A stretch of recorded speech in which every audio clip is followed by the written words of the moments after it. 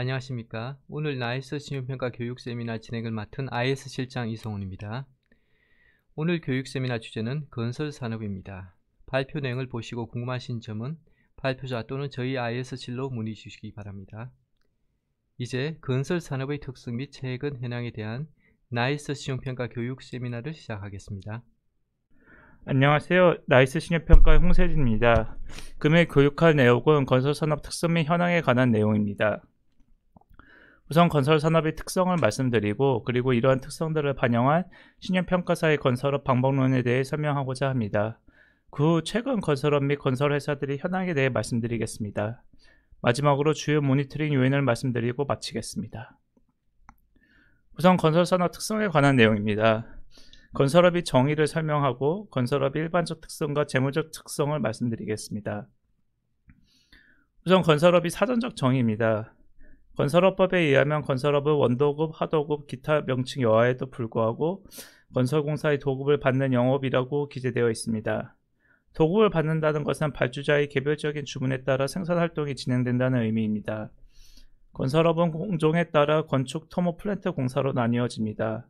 건축공사는 흔히 우리가 접할 수 있는 아파트, 빌딩 등을 짓는 것이고요.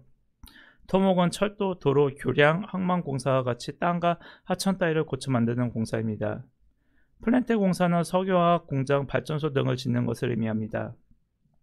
발주자에 따라 나누면 국가기관 등이 발주하는 공공공사, 일반 개인 혹은 회사 등이 발주하는 민간공사로 나뉩니다. 지역별로는 국내와 해외로 나뉘며 국내 건설회사들이 수주하는 해외 공사는 대부분 공공공사인 경우가 많습니다. 다음은 건설업의 일반적인 특성을 말씀드리겠습니다. 앞에서 말씀드린 바와 같이 건설업은 발주자의 개별적인 주문에 따라 생산활동이 이루어지는 수주산업입니다. 제조업은 대량 생산을 미리하여 불특정 다수의 수요를 예측하여 시장에 판매하는 것이 가능하지만 건설업은 수주를 한 후 발주처의 요구사항을 맞추어 진행하기 때문에 생산기간이 존재합니다. 전 국토부 장관이 아파트가 빵이라면 밤새워서라도 만들겠다는 유명한 말이 있죠. 빵처럼 수주한 건축물, 플랜트, 교량 등을 단기간 내에 만들 수 없다는 뜻입니다. 보통 주택은 착공 완공까지 약 2에서 3년 정도 걸립니다. 물론 토지보사, 인허가 등의 사전조차 등을 포함시키면 실제 수주 후 완공까지 기간은 현장별로 천차만별일 수 있습니다.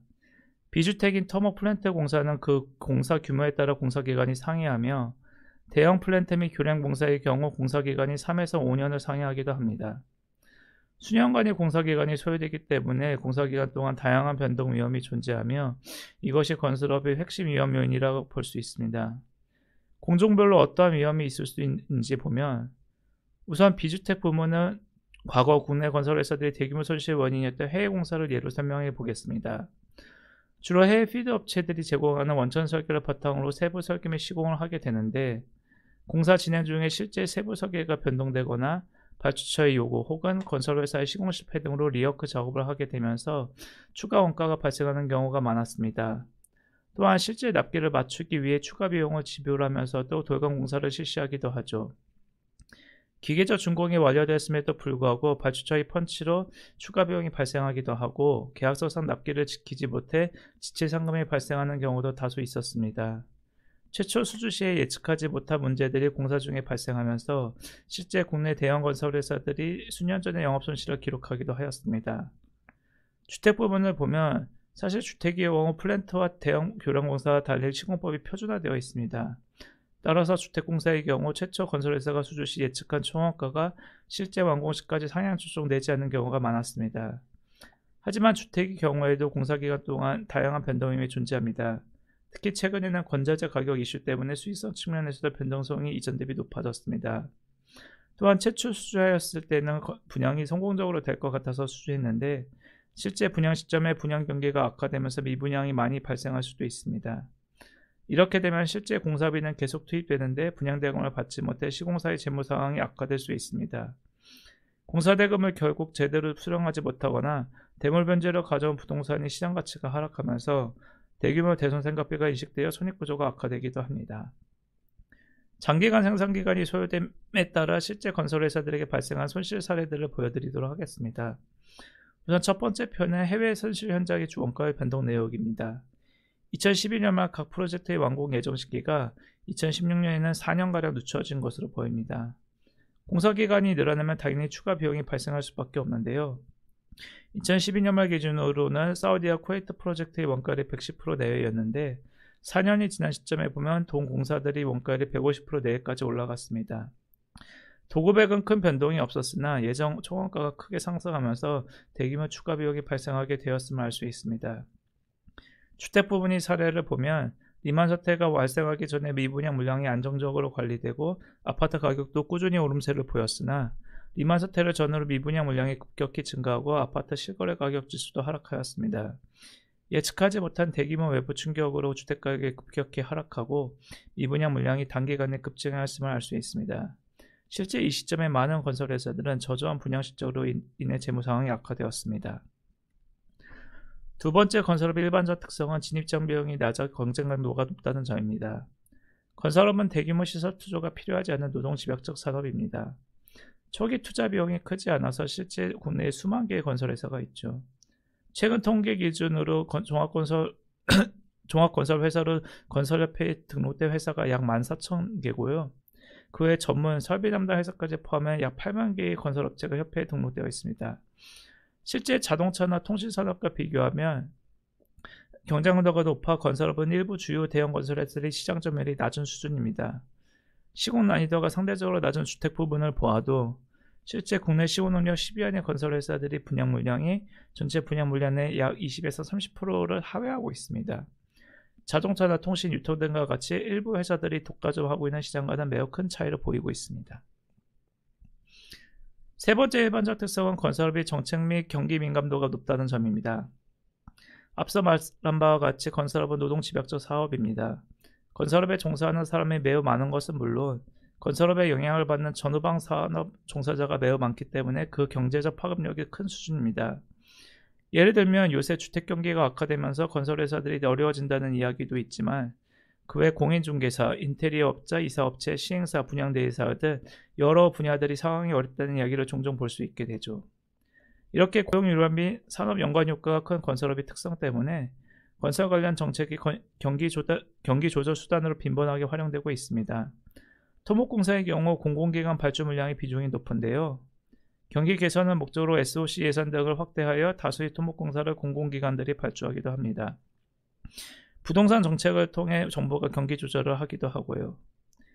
건설업이 경기 민감도가 높다는 것도 여러 측면에서 확인 가능합니다. 우선 각 국가별 호경기, 불경기에 따라 건설회사들의 수준 물량이 달라집니다. 유가 수준이 중동 및 산유국들이 경기를 결정하는 요인이기 때문에 유가 수준에 따라 해외 중동 지역 플랜트 공사 발주 물량도 변동되기도 합니다. 주택 부분을 보면 부동산 경기가 좋으면 분양 물량이 증가하고 반면에 경기가 악화되면 신규 물량이 감소하는 성향도 있습니다. 이러한 특수 때문에 실제 주택 공사 기간 등을 바탕으로 부동산 4년 주기설 혹은 5년 주기설이 있는 거죠. 여기까지는 건설업의 일반적 특성을 말씀드렸고요. 지금부터 건설업의 재무적 특성을 설명드리고자 합니다. 첫 번째 특성은 건설업은 그 구조상 레버리지 활용이 불가피하다는 것입니다. 도급공사의 경우에는 발주처가 공사대금을 지급하는 시점과 건설회사들이 공사비를 투입하는 시점의 불일치로 인해 공사기간 동안 자금 쇼티지가 발생할 수밖에 없습니다. 특히 해외 플랜트 공사의 경우 발주처의 요구로 인해 예정된 공사대금 수령 시기보다 실제 공사대금 횟수가 지연되기도 합니다. 주택개발사업의 경우 토지 취득 및 기타 분양 시점 이전의 준비 등으로 분양대금 수령이 완료되기 전까지 자금 쇼티지가 발생하게 됩니다. 또한 건설업은 수주산업의 특성상 이익 변동성이 높은 수준입니다. 앞에 건설업의 일반적인 특성에서도 말씀드렸는데요. 플랜트 공사 등의 경우 설계 변경, 발주처 감리에 따른 리워크 작업 등으로 추가 원가가 발생하는 경우가 다수 있습니다. 주택사업의 경우 표준화된 시공법으로 인해 예정 원가의 변동 가능성이 상대적으로 제한적이나 최근과 같이 건설재 가격이 상승하게 되면 당연히 수익성이 악화될 수 있고요. 미분양 해결을 위한 할인 분양 등으로 손실이 발생하기도 합니다. 이렇게 수년간의 공사기간 동안 최초 수주 시에는 예측하지 못한 상황이 발생하면서 건설회사들의 손익이 급격하게 변동되기도 합니다.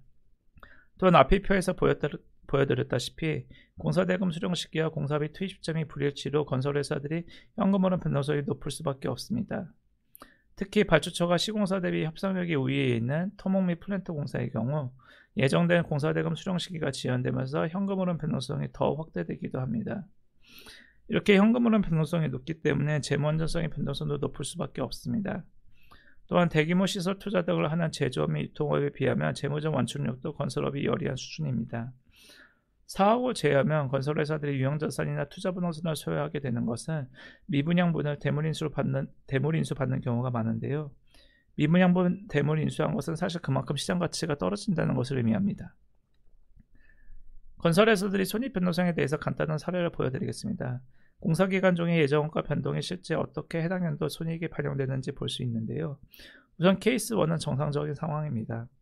착공 시부터 완공 시까지 계약액과 예정원가가 변동되지 않습니다. 이러할 경우 매출원가 공사 진행 상황에 따라 기재되며 손익이 큰 변동은 없습니다. 다만 이러한 경우라도 발주처 인정 범위에 따라 운전자금 부담이 공사기간 중에 발생합니다. 2년 차에 보면 미천공 공사가 급격하게 증가한 것을 볼 수 있습니다.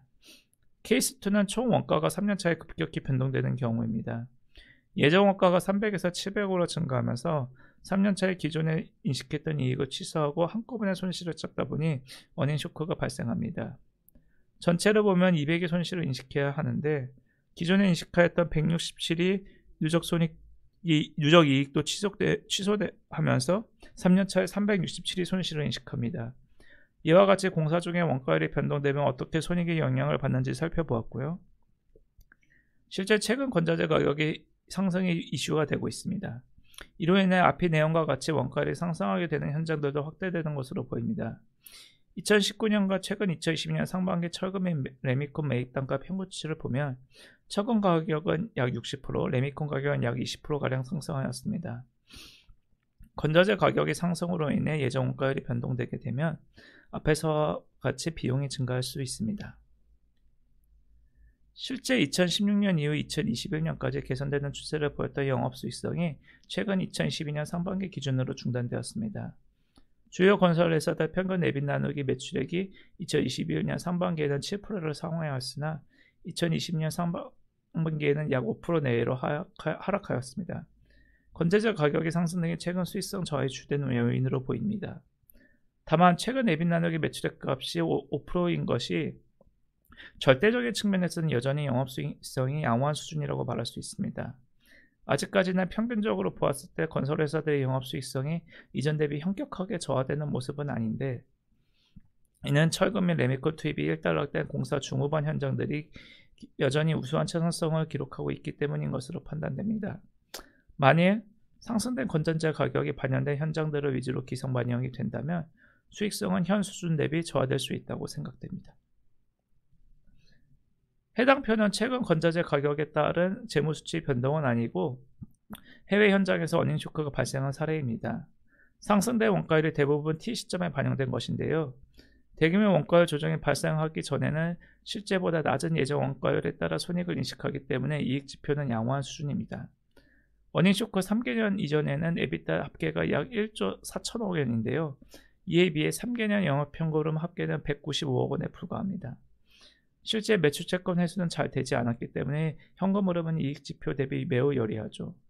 그리고 실제 원가율이 상향 조정되면서 T 시점에 대규모 손실이 발생한 것을 볼 수 있습니다. 지금까지 건설업 특성에 대해 말씀드렸습니다. 그럼 이번에는 신용평가사의 건설회사 평가 방법론에 대해 간단히 설명드리고자 합니다. 해당 표가 건설회사 세부 평가 요소입니다. 나이스 신용평가에서는 회사를 평가할 때 크게 사업위험과 재무위험으로 나누어서 평가합니다. 그중 사업위험은 해당 산업의 특성을 고려한 산업위험 평가 요소와 개별 회사의 특성을 고려한 경쟁지위로 평가 요소가 나뉩니다. 경쟁지위 평가 요소는 시공능력 순위, 공사 잔량, 영업 수익성의 정량 지표와 사업 다변화 수준, 사업 경제 역량을 평가하는 정성 지표가 있습니다. 정량 지표는 각 구간별 수치를 참고하시면 되겠습니다. 정성 지표는 다음 페이지에서 좀 더 자세히 말씀드리고자 합니다. 재무위험은 크게 금융비용 커버리지, 현금흐름, 재무구조, 재무적 융통성 이 4개 요소로 평가 요소가 나뉘게 됩니다. 정량적인 지표는 각각 영업이익이 금융비용에 대한 대응 수준, 영업현금흐름 및 차입금에 대한 대응 수준, 자기자본 규모, 부채 비율이 있고요. 그의 재무적 융통성, 오버 채무를 포함한 자산 부채의 질적 수준, 사업 관련 대여금 및 출자 부담의 적정성을 평가하는 정성 평가 요소가 있습니다. 정성적인 지표는 각 회사별로 특성도 고려하지만 유효 등급에 있는 회사 간의 하이러키도 같이 고려합니다. 우선 산업위험 평가에 대해 설명드리겠습니다. 해당 산업위험 등급은 현재 나이스 신용평가의 모든 종합건설 회사에 동일한 등급이 부여됩니다. 건설업의 특성을 고려하여 현재 WB-급으로 평가되고 있습니다. 해당 등급은 건설업이 호황 불황에 대한 것이기보다는 변동성이 높은 건설업의 특성을 고려한 등급이라 보시면 되겠습니다. 높은 경쟁 강도, 정책 및 경기 민감도, 공급의 비탄력성으로 인한 수급 구조의 높은 변동성 등 건설업의 본원적인 특성이 반영되어 산업위험 등급이 최종 결정된 것입니다. 사업위험 내 경쟁지위 평가 요소를 보다 세부적으로 보면 시공능력 순위는 매년 건설협회에서 7월에 발표되는 것을 사용합니다. 다만 도화 엔지니어링과 같은 종합건설회사 외 전문 엔지니어링 업체는 국내 및 해외 시장 내에서 엔지니어링 전문 업체 회사로서의 시장지위를 정성적으로 반영하여 평가합니다. 사업 다변화 수준은 첫째는 사업 및 공정 다각화, 둘째는 지역 및 거래선의 다변화, 셋째는 계열 물량 수주에 따른 영업 안정성 확보 수준, 이 세 가지 측면을 종합적으로 평가합니다. 사업 경쟁 역량은 건설업종 주요 경쟁 요소에 대하여 피평가 기업이 확보하고 있는 기본적 역량을 의미합니다. 사업 경쟁 역량 평가 시 고려되는 요소로는 브랜드 인지도, 시공 경험, 원가 관리 능력, 전문 인력 보유 및 기술 역량 수준, 영위 분야의 다양성 및 확장 잠재 가능성, 해외 사업 관리 운영 역량, 주거용 건축 사업 분양 위험 관리 능력 등이 있습니다. 수주 잔액은 그 건설회사가 확보해 놓은 공사 물량을 평가하는 것이고요. 영업 수익성도 정량 지표이며 4에서 6% 수준을 보통 수준으로 봅니다. 다음은 재무위험 평가 요소입니다. EBIT 나누기 금융비용, 영업현금흐름 나누기 차익급, 자기자본 규모, 부채 비율과 같은 정량 지표도 5개년 평균치를 사용합니다. 특히 타 일반 회사들이 평가 방법론과는 다르게 건설회사들의 경우 원가의 조정 혹은 미분양 대손에 따른 대규모 손익 발생 시 이에 대한 재무적 완충력을 나타내는 자기자본 규모를 주요 평가 요소로 두고 있습니다. 현금흐름 지표는 정성 지표도 있는데요. 건설회사의 경우 재개발 재건축 조합의 초기 운영자금, 시행사에 대한 대여금, SOC 지분 매입 등 투자활동상 자금 소요가 자금 창출을 제약하는 요인으로 작용하고 있어 회사의 자금 조달력 대비 사업 관련 대여금 출자 부담의 적정성을 현금흐름 적정성 평가의 보조 지표로 활용하고 있습니다. 이와 유사한 취지로 재무구조 및 자산의 질에서도 각 현장별 분양 실적 등 공사 진행 현황을 고려하여 자산 부채의 질적 수준과 지급 보증 차입금 현실 가능성 등 우발 채무 위험을 정성적으로 평가하고 있습니다. 예를 들어 매출 채권으로 계상되어 있지만 해당 현장의 분양 실적이 저조할 경우 그 자산성이 열이하고 관련 우발 채무 위험이 높다고 보고 있죠. 재무적 융통성도 정성적으로 평가하고 있는데요.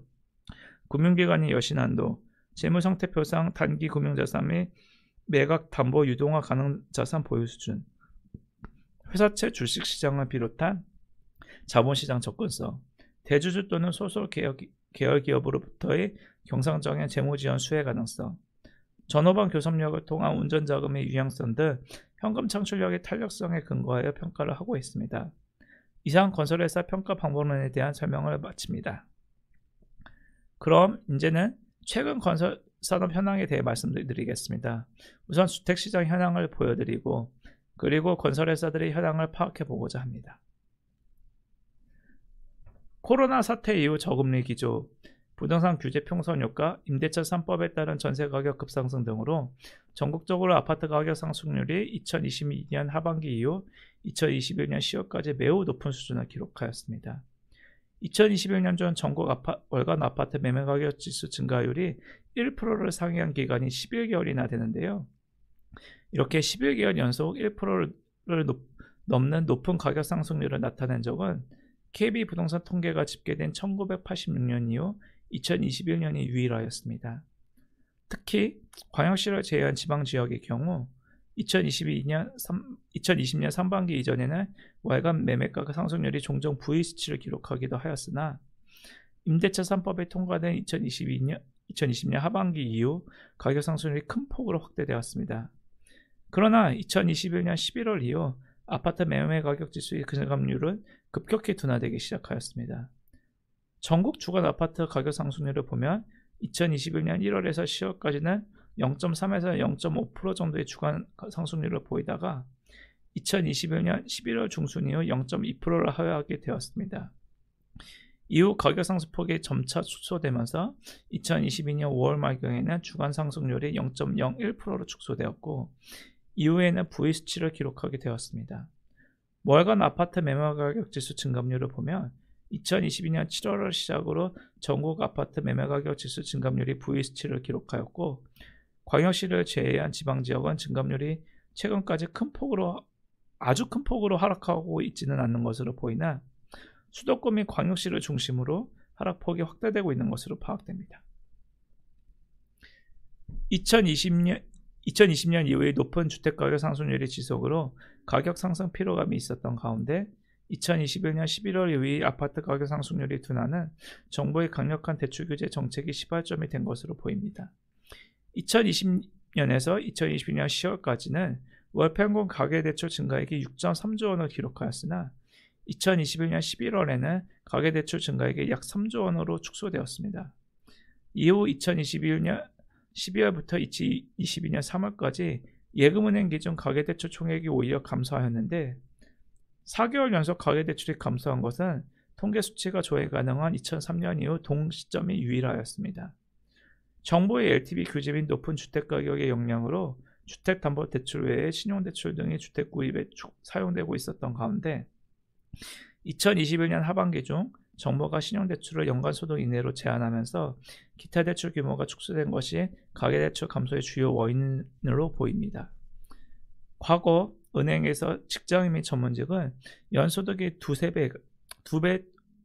배가량 신용대출이 허용되었던 점을 감안하면 2021년 하반기 이후 정부의 대출 제한은 매우 이례적이었던 것으로 보입니다. 이런 와중에 금리까지 상승하면서 주택 구매 심리를 위축시켰습니다. 그냥 상승한 것도 아니고 연초 시장이 예상치를 훌쩍 뛰어넘었는데요. 2022년 초에는 한국의 기준금리가 연말까지 1.75에서 2% 내외로 상승할 것이라는 시장 전망이 지배적이었습니다. 그러나 우크라이나 사태 등으로 인해 이미 한국 기준금리가 3%를 기록하고 있습니다. 2022년까지 3.5%까지 갈 수 있다는 의견이 지배적인 상황입니다. 금리뿐만이 아니고 부동산 규제 정책 기조도 지속되면서 주택 구매 여건이 좀처럼 나아지지 못하고 있는 상황입니다. 우선 정부에서는 공약대로 세계 최초 주택 구매자에 한해서 LTV 80% 조건을 시행하였는데요. 다만 금리 인상 기조와 DSR 규제 강화로 인해 LTV 조건 완화에는 시장에 큰 영향을 미치지는 못하는 것으로 보입니다. 그리고 기존 공약에서는 다주택자 양도세 유예 기간을 2년으로 하기로 하였으나 이것이 실제 1년으로 시행되면서 더욱더 구매자 우위 시장을 강화시키는 것으로 보입니다. 재건축 규제 완화도 실제로는 현 정부 인수위 때부터 주택 재건축 판정을 위한 안전지단 기준 개정을 2023년 상반기 과제로 명시하면서 재건축 사업 속도 조절이 대두되고 있는 것으로 보입니다. 실제 목동이나 아니면 올림픽 선수촌 같은 데는 아직 안전지단이 본격적으로 통과되고 있는 단지들은 또 많지 않은 것으로 보입니다. 이런 시장 환경 속에서 매매 거래도 매우 적은 수준입니다. 근데 이런 거래 가문 속에서도 과거 주택가격 하락기와 조금 차이를 보이고 있는 부분이 있는데요. 과거 서울 지역에서 월별 거래 건수가 5,000건 이하를 나타내면 어김없이 매매 가격 지수가 하락하는 모습을 나타내는데요. 2021년 10월 이후 2022년 5월까지 월별 거래 건수가 5,000건 이하였으나 서울 지역의 아파트 매매 가격 지수는 하락하지 않았습니다. 물론 주간 지수를 보면 서울도 7월 중순 이후 하락하고 있지만 말씀드리고 싶은 바는 지역별 수급 여건에 따라 주택가격 조정폭이 차이를 보이고 있다는 것입니다. 지역별로 아파트 매매가격 지수를 주택가격 상승률이 둔화되기 시작한 시점인 2021년 11월과 2022년 8월 수치를 비교해보면 실제 과거 입주 물량 대비 최근 입주 물량이 많은 지역들이 매매 가격 지수가 하락했음을 알 수 있습니다. 지역별로 보면 우선 가장 대표적으로 대구 지역입니다. 최근 입주 물량이 과다한 대구 지역의 가격 하락폭이 가장 큰 수준이고요. 대전시는 최근 입주 물량이 예년 대비 과다한 서구와 유성구를 중심으로 매매 가격 지수가 소폭 하락한 것으로 보입니다. 전라남도는 광양시가 최근 입주 물량이 과거 장기 평균 수치 대비 2배를 기록하고 있는데요. 광양시가 가격 하락을 주도하면서 전라남도도 최근 아파트 매매 지수가 2021년 11월 대비 하락하였습니다. 지역별 수급 여건에 따라 가격 조정폭이 차별화되고 있는 가운데 미분양 물량도 마찬가지로 지역별로 상이한 모습을 보이고 있습니다. 우선 전체 미분양 물량을 보면 최근 미분양 물량이 증가하고 있는 것은 맞으나 아직은 과거 대비 미미한 수준입니다. 미미한 수준이라면 많지 않은 수준입니다. 과거 리만 사태 이후로 전국 미분양 물량이 16만 호를 넘긴 적도 있고 문재인 정권 이후 아파트 가격이 전반적으로 상승한 2016년에서 2019년에도 전국 미분양 물량은 5만 호에서 6만 호를 기록하였습니다.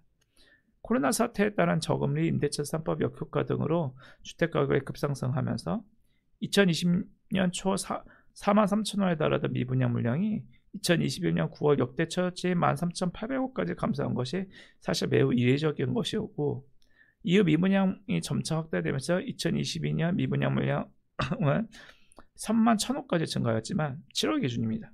과거 수치를 보면 아직도 미분양 물량이 엄청 크다 이렇게 말할 수 있는 단계는 아닌 것으로 보입니다. 중공업 미분양도 비교적 안정적으로 관리되고 있는데요. 2021년 초 약 1만 1,000호를 기록한 중공업 미분양은 2021년 말 약 7,500호까지 감소하였고 2022년 7월 말 기준으로도 약 7,000호 내의 수준을 유지되고 있습니다.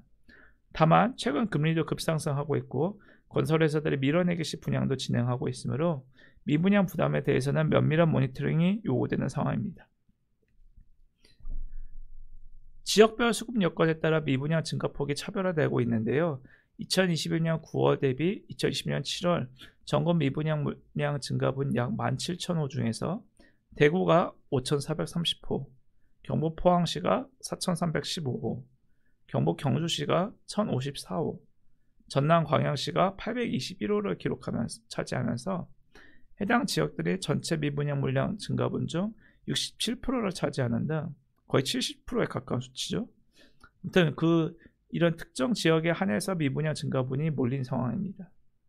주택시장이 침체 상황이지만 정부 규제로 분양가와 매매가 차이가 큰 바 현재까지는 전국적으로 모든 지역에서 미분양이 급증하고 있는 상황은 아닌 것으로 보입니다. 그래프를 보면 매매가와 분양가 차이가 광역시 및 수도권의 경우 55에서 80%가량 차이가 납니다.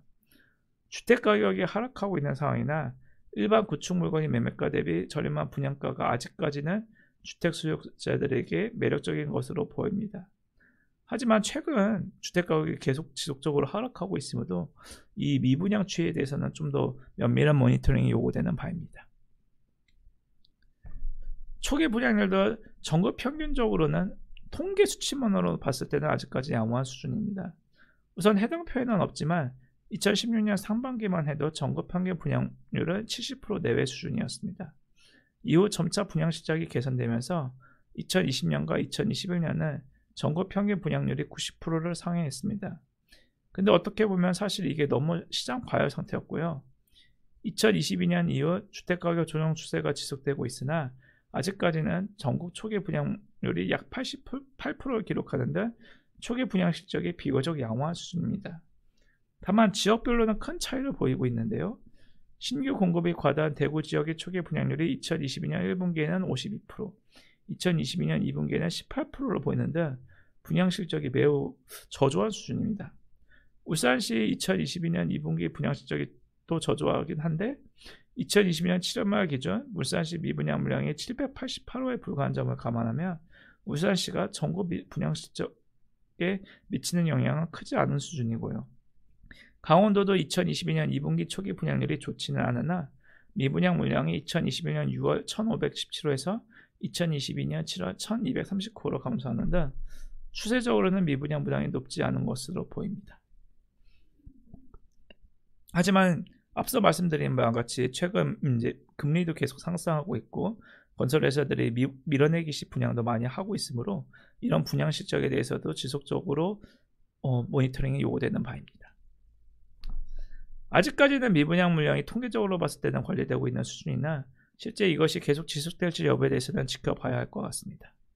중요한 건 주택 경기가 저하되면서 매매가 대비 저렴한 분양가가 수요자들에게 매력이 없어질 정도로 매매 가격이 하락할지 여부가 관건입니다. 실제 향후 주택 시장이 어떻게 될지에 대해서는 말이 많습니다. 어떤 쪽은 사이클상 대세 하락기에 접어들어서 향후 4에서 5년은 급락할 것이라고 말하는 쪽이 있고요. 또 어떤 쪽은 원래 조정장에 20-30% 떨어진 것은 태반이었고 여전히 신고가로 거래되고 있는 단지들도 상당히 있으니 대세 하락상은 아니고 단기적인 조정장이다라고 말하고 있죠. 양측의 이야기를 다 들어보면 그 이야기들이 상당히 합리적으로 보입니다. 근데 양측의 이야기 모두 공통된 것이 있는데 그것은 단기적으로 주택시장이 어려울 것이라는 것입니다. 금리 인상의 끝이 아직 예단하기 어렵고 또 다주택자 양도세 중과 유예 기간이 2024년 5월에 종료되면서 다들 이와 같이 전망을 내놓는 것으로 보입니다. 특히 이 양도세 중과 유예 직전 시점을 살펴보자면 일단 과거 문재인 정권 때 서울 아파트 가격은 정말 지속적으로 상승해 왔습니다. 다만 서울 아파트 매매가격 지수가 하락한 시기가 딱 2번 있었는데요. 첫째는 바로 2018년 말 헬리오 입주 시기고 둘째는 다주택자 양도세 중과 유예 기간이 종료되는 2022년 4월에서 6월경입니다. 양도세 중과 유예 종료 시점에 가까워지자 서울의 앞 매물이 급격히 증가하면서 2020년 4월에서 5월경에는 매매가격 지수가 하락하는데요. 서울 지역의 매물이 2022년 5월 이후 9월까지 약 6만원 내로 유지되고 있으나 양도세 중과 유예가 종료되는 2023년 5월경에는 맞춰 매물이 증가하면서 정부 아파트 가격이 단기적으로 하락 추세가 지속될 가능성이 있다고 판단됩니다. 단기적인 시장 흐름은 좋지 않을 것으로 예상되는 가운데 중장기적인 시장 흐름을 알기 위해서는 정부 정책과 금리 상승 기조 지속 여부 그리고 거래 건수를 모니터링하여야 하겠습니다. 아직까지 과거 정권이 다주택자를 대상으로 한 높은 취득세율 등 부동산 규제 기조가 지속되고 있는 가운데 거래 건수가 역대 최저 수준인 상황으로 시장의 대세를 예단하기에는 좀 이른 감이 있다고 생각됩니다. 거래 건수가 워낙 적으니 특권자 간의 증여성 직거래도 시장 데이터에 많이 섞여 있고요. 과거 2011에서 2014년 서울 아파트 가격 대세 하락기에도 무조건 거래 건수가 줄면서 가격이 하락한 게 아니라 시장이 하락된 가격을 인정해 나가면서 거래 건수는 확대되는데 가격 하락폭이 더 커졌던 시기도 종종 있었습니다. 지금의 시장의 대세 하락기의 초입인지 아니면 단순히 조정기인지 파악하기 위해서는 2023년 5월 양도세 중과 유예 기간이 종료된 이후 매매 건수 및 가격 등에 대한 모니터링이 요구됩니다. 이제까지 주택시장 현황을 보았다면 지금부터는 건설회사들이 상황을 살펴보고자 합니다. 2008년 리만 사태 이후 주택시장이 침체되면서 대형 건설회사들은 해외공사 수주에 역량을 집중하여 왔습니다. 수년간 해외공사는 이창춘론으로 여겨져 왔으나 2014년 GS건설을 시작으로 대형 건설회사들은 해외 프로젝트로 인해 대규모 손실을 인식하게 되었습니다. 한편 장기간 하락 추세가 이어졌던 수도권 아파트 매매 가격 지수가 2014년 하반기에 좀 상승 전환된 가운데 전국적으로도 미분양 물량 감소 추세가 지속되자 국내 건설회사들은 2015년 분양 물량을 급격히 증가시켰습니다. 동 시점에 분양 개시한 주택 현장들의 기상 반영이 본격화된 가운데 해외 현장들의 손실이 2017년을 전후로 일단락되면서 이후 국내 대형 건설회사들의 수익성은 눈에 띄게 개선되었습니다. 2022년 기준으로 원자재 가격으로 수익성이 다소 저하되긴 하였으나 앞에서도 보여드렸지만 주요 건설회사들의 평균 에비나누기 매출액이 5%를 상회하는 등 여전히 최근까지 절대적인 측면에서 수익성이 양호한 수준입니다. 실제 건설회사들의 신용등급 추이를 보면 2016년 결산을 기점으로 신용등급 하락 추세가 멈추게 되었습니다. 등급이 최종적으로 하향될 시점이 2014년에서 2017년 상반기인데요. 2017년 상반기 등급이 조정된 것은 실제 2016년 결산 실적이 반영된 것이라고 보면 되겠습니다. 그리고 많은 건설회사들이 2017년 이후의 결산 실적을 바탕으로 신용등급이 상승 조정되었습니다. 대부분 건설회사들이 한 노치 상향 조정되었으며 많이 조정된 회사는 두 노치 상향 조정되었습니다. 하지만 이젠 주택 경기가 저하된 만큼 등급 상향 추세는 지속되기 어렵고 현실적으로는 신용위험 확대 여부에 대해 우려할 상황입니다. 매미권 및 철근 등의 투입이 1달러된 현장들에서 예정 원가율에 따라 손익이 인식되면서 현재까지는 전반적으로는 건설회사들이 양호한 수익성을 유지하고 있으나 실제 공사 초기 현장들이 상승된 건자재 가격이 반영되어 매출액이 본격적으로 인식될 경우 수익성은 현 수준 대비 저하될 가능성이 높습니다. 또한 특히 2022년 상반기 주요 건설회사들의 현금 흐름 저하가 눈에 띄는데요. 건설회사들의 현금 흐름이 워낙 변동성이 커서 아직 반기 실적만으로 현금 흐름이 구조적으로 악화되었다고 예단하기는 어렵지만 주요 건설회사 평균 기준 2022년 상반기 영업 현금 흐름이 적자를 기록하면서 2022년 6월 말 순차입금 규모가 이전 대비에 확대된 모습을 보이고 있습니다. 작년 동기 대비 현금 흐름이 저하된 주요 건설 회사들을 리스트업했는데요. 일단 공시자료를 보면 매출 재건 및 입찰 보증금 증가, 선수금 감소 등 다양한 사유로 최근 현금 흐름이 저하된 것으로 보입니다. 그 중에서 주택 부문의 현장별 미천공공사를 보면 2022년 상반기 미천공공사 확대의 주된 이유는 분양 실적이 부진한 현장들에서의 공사대금 회수가 지연됨에 따른 구조적인 이유라기보다는 주로 공사비 투입과 기성청구 및 공사대금 회수 시기 일시적인 차이에 따른 것으로 보입니다. 현대건설은 건축 및 주택공정에서의 미천공공사 증가 금액이 타 공정 대비 과소한 수준이며 건축주택 부문 미천공공사의 증가의 주요 원인 중 하나는 둔촌주공 현장입니다. DLNC는 2022년 상반기 영업현금을 흑자를 기록하고 있는 가운데 2022년 상반기 중 대표적으로 미천공공사가 약 1,300억 원가량 확대된 거제 유로스카이 현장의 분양률은 우수한 수준입니다. 그 외 포스코건설, GS건설, 대우건설, 롯데건설의 경우 미천공공사 증가폭이 상당히 큰데 미천공공사가 확대된 상당수의 현장들이 미분양 위험이 확대돼 상대적으로 낮은 재개발, 재건축 현장이거나 혹은 분양 실적이 양호한 현장들입니다. 우선 포스코건설은 2022년 상반기 미천공공사 증가금액 약 2,200억 원 중 약 1,700억 원은 재건축 현장 혹은 분양이 완료된 광주 오포 1차, 광주 염주, 용문 1, 2, 3 구역들로 구성되어 있습니다. GS건설은 2022년 상반기 약 2,000억 원의 영업현금으로 흑자를 기록하고 있습니다. 미천공공사 증감에 따른 현금 유출 금액이 약 1,900억 원이나 실제 2022년 상반기 미천공공사 증감액 중 상당 부분이 분양성이 양호한 신반포 사지구, 철산 주공 재건축, 여의도 브라이튼, 이물 3구역 재개발 현장들로 구성되어 있습니다. 대우건설은 2021년 상반기 중 대형 해외 프로젝트의 선수금 수령 등으로 영업현금 흐름이 1조 원을 상회하였으나 동효과가 축소되면서 2022년 상반기 영업현금 흐름이 전년도 동기 대비 대폭 감소하였습니다. 그래도 2022년 상반기에도 약 1천억 원의 영업현금 흐름 흑자를 기록하면서 2021년 말 이후 현금성 자산이 총차입금을 상회하고 있습니다. 참고로 대우건설의 둔촌중원 현장 관련 2020년 6월 말 미천공공사 금액이 약 2,600억 원인데 동 현장이 정상적으로 일반 분양이 진행된다면 운전자금 부담이 완화될 것으로 보입니다. 롯데건설은 2022년 상반기 영업현금 흐름이 적자를 기록하고 있으며 이는 분양선수금의 감소, 영업보증금의 증가, 미천공공사의 증가 등에 따른 것입니다. 이 중 미천공공사의 효과만을 보면 재무상태표 기준 2020년 상반기 중 건축주택 부문에서 미천공공사가 약 2천억 원가량 증가하였는데 이 중 상당 부분은 분양이 완료되었거나 향후 분양 시 양호한 분양 실적을 기록할 것으로 예상되는 둔촌주공, 청량리 4정비사업, 첨당 3위, 부암 1구역 재개발 현장들로 구성되어 있습니다. 종합적으로 보면 주요 건설회사들이 미천공공사가 확대된 원인 중 상당 부분은 분양 실적이 양호하거나 혹은 향후 분양 시 양호한 분양률이 기대되는 현장에서 일시적으로 미천공공사가 증가한 것으로 봅니다. 다만 최근 공사비 이슈 및 정부 규제 등으로 인해 재개발, 재건축 사업이 지연될 가능성도 있고 기타 신규 현장에서 저조한 분양 실적을 기록하여 공사대금 회수가 원활하게 되지 않을 가능성도 있으므로 각 현장별 진행 추이에 대해서는 정기적인 검토가 요구됩니다. 이상으로 건설회사 현황에 대해 살펴보았고요. 마지막으로 주요 모니터링 요인들을 말씀드리고 마치겠습니다. 2021년 11월 이후 주택시장 침체가 시작된 후 2022년 중순경 이후에는 서울 지역도 매매 가격 지수가 마이너스를 기록하고 있습니다. 언론에서는 수억 원씩 떨어진 기사가 매일같이 보도되고 있고요.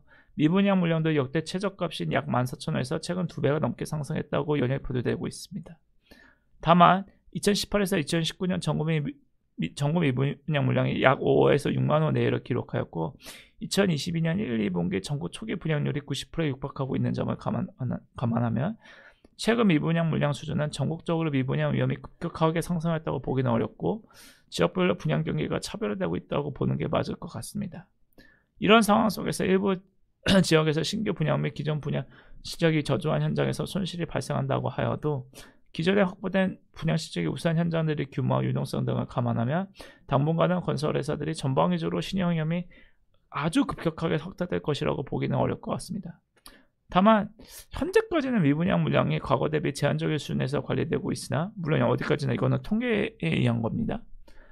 아무튼 자세히 말하자면 일반적으로 매매가 대비 분양가가 주택 수요자들에게 매력이 없어질 정도로 주택가격이 급락하여 전국적으로 미분양 및 단기간 내 대규모로 확대될 경우 당연히 건설회사들의 시행률 역시 커질 수밖에 없습니다.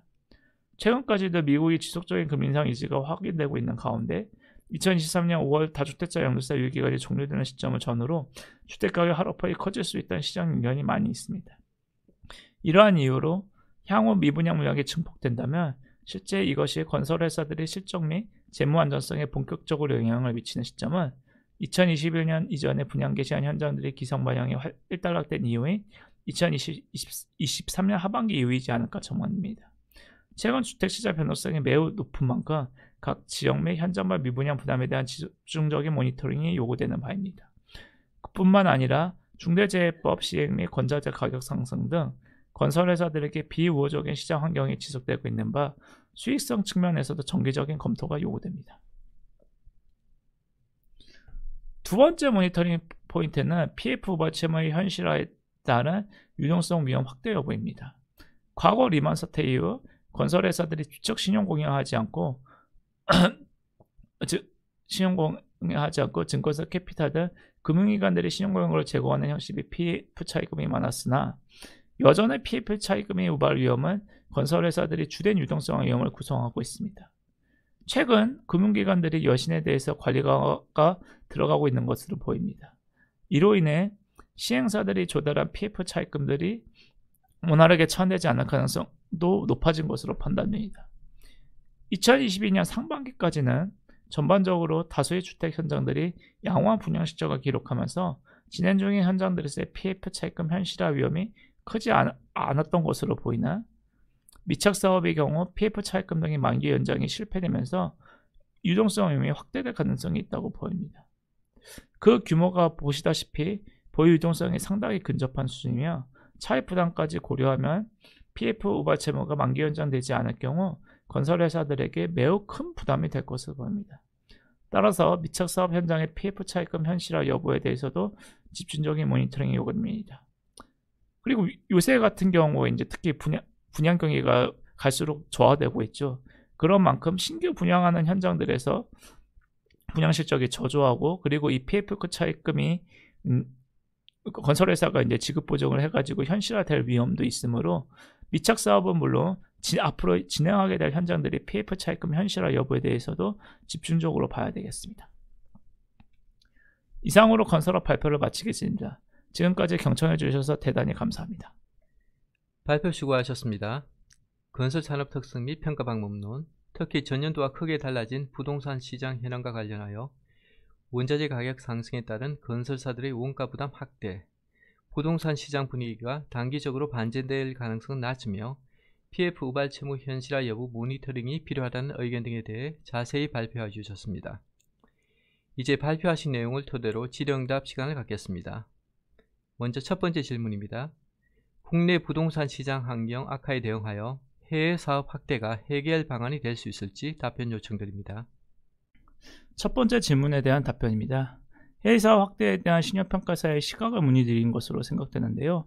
해당 질문에 대해서는 저희 신용평가사 입장에서 설명을 드리도록 하겠습니다.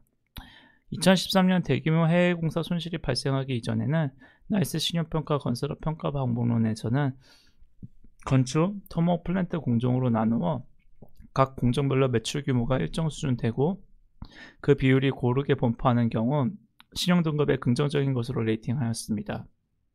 예를 들어 매출액이 몇 조 원 이상, 매출 비중이 20-30% 이상인 공정을 3개 이상 확보한 경우 사업 안정성 측면에서 레이팅 등급을 높게 주었습니다. 다만 2013년 이후 해외 플랜트 부문을 중심으로 대규모 손실이 발생하면서 이러한 정형 지표를 없앴습니다. 그리고 앞서 보여드렸다시피 건설회사들이 2012년 이후 2010년까지 등급 하향되었고 이후 실적 개선된 주요 원인이 해외 건설 아닌 국내 주택에서의 이익 창출이었죠. 실제로 등급이 하향된 후 빠르게 등급 상향된 대림산업, 지금은 DL이시죠. 대림산업, GS건설 등은 해외 부문 원인 쇼크 이후 동부문 비중을 급속히 축소시켰습니다. 여기서 저희 신용평가사들이 해외 건설에 대한 시각을 볼 수 있을 것 같습니다. 결론적으로 말씀드리자면 당분간 나이스 신용평가는 해외 부문을 잠재 위험으로 간주하는 시각을 견지할 것입니다.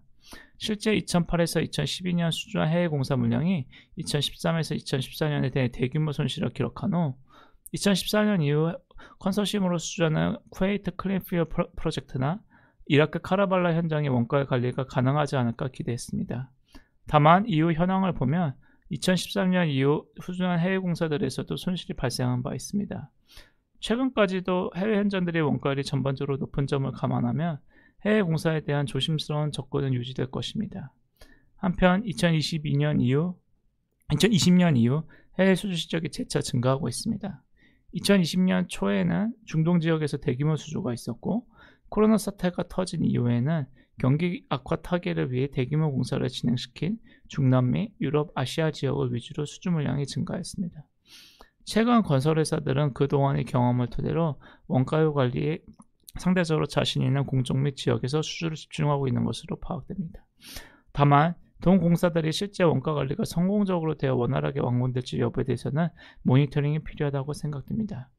현장별 원가율, 운전자금 부담 수준, 프로젝트 상황에 따른 원가율 조정 가능성 등을 면밀히 검토해 등급에 반영할 예정입니다.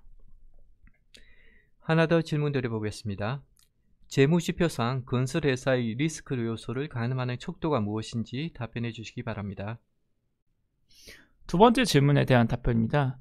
건설회사들이 상황을 분석할 때에는 건설업의 특성을 고려시 손익지표와 함께 현금흐름 지표에 대한 집중적인 검토가 필요하다고 생각됩니다.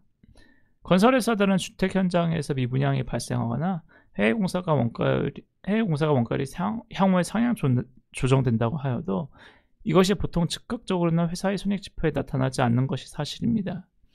일반 주택 도급 사업의 경우 미분양이 발생하였다 해도 일단 진행 기준으로 손익인식 후 추후 미분양이 장기화되어 공사대금 수령이 어려울 것으로 예상되는 경우 대손을 인식하는 게 보통입니다. 해외 플랫의 경우에도 예정 원가가 과소한 수준에서 투입 원가 기준에 따라 매출을 인식하면 단기적으로 손익지표는 좋게 보입니다. 다만 공사비는 투입되는 반면 발주처로부터 공사대금 회수가 지연되면서 현금흐름 지표는 악화되게 됩니다. 이러다가 나중에 원가율 상향이 확정되면 추가 비용이 인식되고 미천 공사 금액이 없어지게 됩니다. 실제 과거 주요 건설회사들이 대규모 손실을 발생하기 직전의 시점을 보면 손익지표는 좋은 반면에 현금흐름 지표는 좋지 않았던 것이 사실입니다.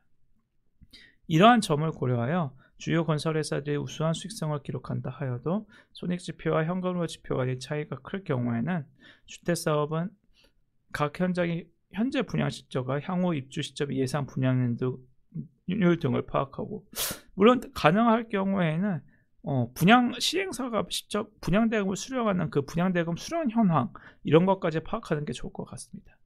그런 주택사업의 경우에는 분양 실적, 분양률, 분양대금 회수 현황, 기타 등등을 종합적으로 파악하고, 플랜트 사업의 경우에는 현장별 공사대금 회수 지연 사유와 추가적인 원가율 조정 가능성 등을 감안하여 회사별 리스크를 파악하여야 하겠습니다. 답변 감사드립니다. 더 궁금하신 내용은 홍세진 수석연구원 또는 저희 IS실로 연락 주시기 바랍니다. 긴 시간 나이스 시험평가의 건설산업 교육 세미나 시청에 매우 감사드립니다. 다음 세미나에서 뵙겠습니다.